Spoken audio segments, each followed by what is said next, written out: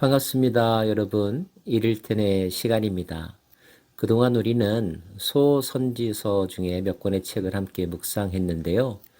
오늘은 복습하는 마음으로 문제풀이를 하면서 그동안 배웠던 것들을 한번 리마인드 해보도록 하겠습니다. 문제 형식으로 진행하려고 하는데요. 가능한 대로 여러분 한번 맞춰 보십시오. 먼저 첫 번째 문제입니다. 주님은 나의 하나님입니다. 라고 하는 뜻의 이름을 가진 이 선지자. 이 선지자의 말씀은 사도행전에서 베드로가 그 구절을 인용함으로 우리에게 유명하게 또 친근하게 다가왔습니다. 바로 성령의 시대가 왔음을 알렸던 선지자인데요. 그 선지자의 이름, 그 이름으로 된 책은 무엇일까요? 네, 바로 요엘서입니다. 요엘서는 이런 말씀이 있습니다. 이날은 어둡고 캄캄한 날이요 짙은 구름이 덮인 날이라. 새벽빛이 산 꼭대기에 덮인 것과 같으니 이는 많고 강한 백성이 이르렀음이라. 그 날, 특별한 어떤 날에 대해서 예언하고 있습니다. 그 날은 누구의 날, 어떤 날일까요? 요엘서 2장에 나와 있는데요. 네, 바로 여호와의 날입니다. 요엘은 이처럼 장차 올 여호와의 날에 대하여 예언한 선지자입니다. 그 날이 오면 어떤 일들이 일어날까요?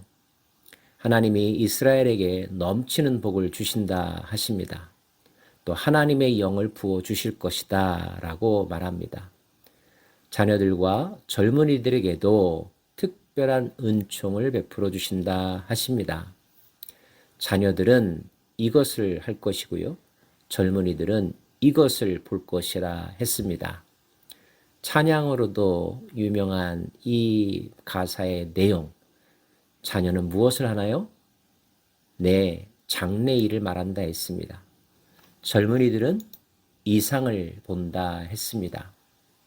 여호와의 날이 되면 모든 것들이 회복되면 이렇게 늙은이들이 꿈을 꾸며 장래일을 말하며 이상을 보는 하나님의 나라의 특별한 경험을 할 수 있다는 것. 그러므로 소망을 가지라는 것이 요엘서의 주요 메시지였습니다. 유대 땅의 선지자들은 유다나 북이스라엘에 대해서만 예언한 것이 아니라 타국에 대해서도 예언한 적이 있습니다. 특별히 아수르라고 하는 나라 니느웨에게 가서 하나님의 말씀을 선포하였고 결과적으로 그 성의 변화와 구원을 이끌어내는 이야기가 기록된 책이 있습니다. 어떤 책일까요? 네, 바로 요나서입니다. 요나는 처음부터 하나님의 말씀에 순종했던 것은 아니었죠. 니느웨로 가라 하셨지만 다시스로 도망가려 했습니다. 배를 타고 가다가 풍랑을 만났고 제비뽑기에 그 풍랑의 원인으로 지목되어 결국 선원들에 의하여 바닷물 속에 던져짐을 받았죠. 하지만 하나님께서 예비하셔서 물고기 뱃속에 들어가게 됩니다.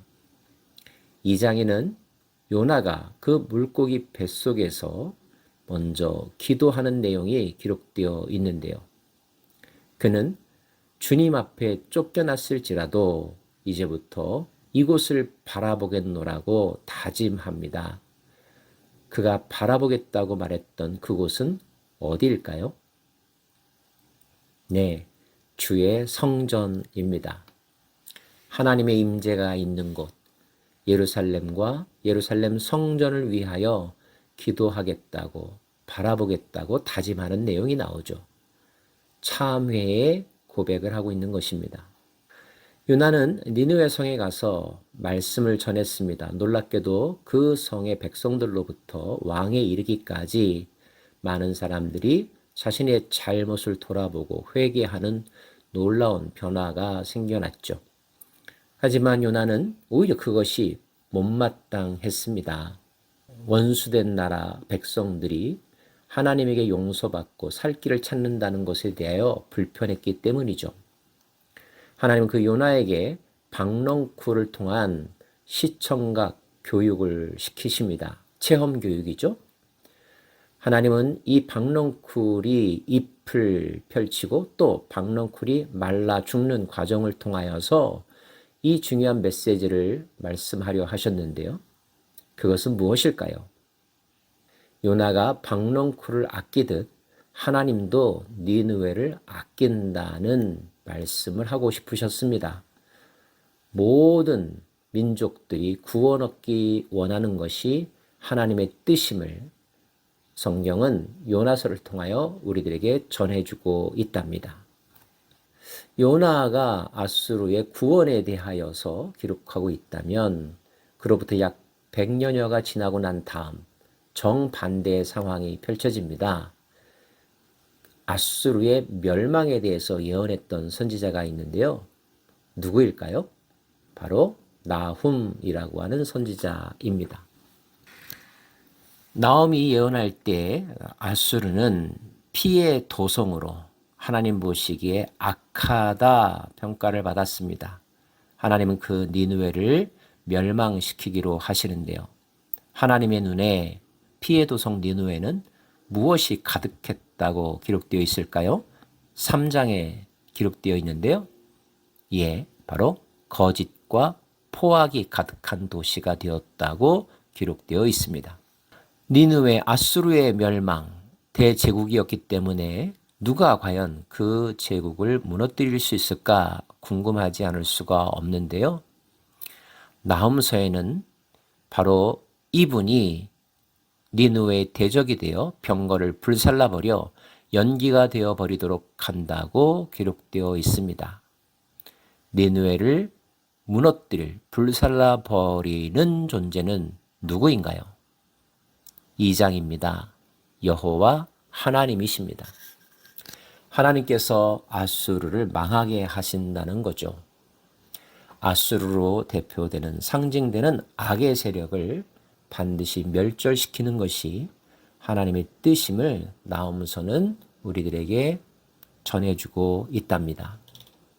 많은 선지자들이 집중적으로 북이스라엘의 멸망의 시기 또는 남유다의 멸망의 시기 때 활동했습니다.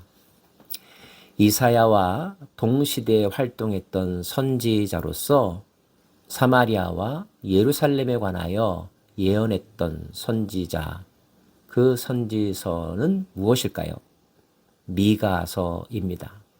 미가는 그 땅의 많은 지도자들이 하나님께 부르짖었지만 하나님이 응답하지 않으신다고 했습니다. 왜 하나님은 답변하지 않으셨을까요? 바로 지도자들이 악한 짓을 하고 백성들을 핍박했기 때문입니다. 미가는 장차 유다의 회복을 예언하는 메시지도 우리들에게 전해주고 있습니다. 그의 예언에 따르면 유다 족속 중에서 아주 자그마한 마을이지만 이스라엘을 다스릴 자가 나올 곳이고 그를 통하여 새로운 나라 건설이 이루어질 것이라고 미래에 이루어질 하나님의 회복을 예언하고 있습니다. 작디 작은 그 도시는 어디일까요? 바로 베들레헴입니다. 미가는 궁극적으로 하나님이 그들에게 원하는 것을 드리는 것이 더 중요하다고 강조합니다. 미가에 따르면 여호와께서 이스라엘 백성들에게 구하는 것은 무엇일까요? 6장에 나와 있는데요. 정의를 행하고 인자를 사랑하며 겸손히 행하는 것이었습니다.